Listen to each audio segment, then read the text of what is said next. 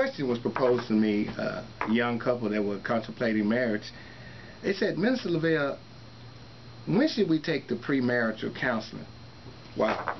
And I always say that, I always believe truly that you should, if you're contemplating marriage or thinking about marriage in the future, and you have a boyfriend or girlfriend, and you can, you can feel when definitely the feeling is there.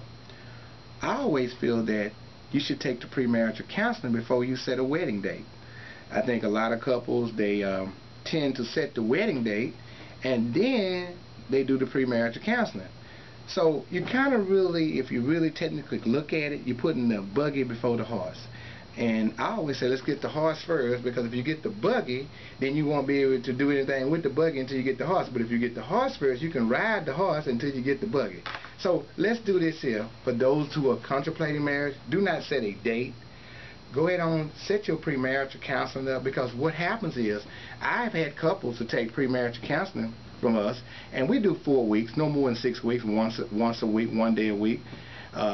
And once we've given the duties of the wife and the duties of the husband, and we have a little test booklet that we take you through at the end of the 4 weeks, we've discovered some couples have said, you know what, I didn't know this was this difficult.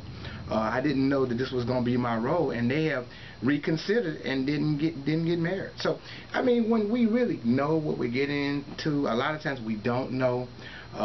And then when we get in and we're so surprised, I didn't know it was this type of work, I didn't know I had to do this.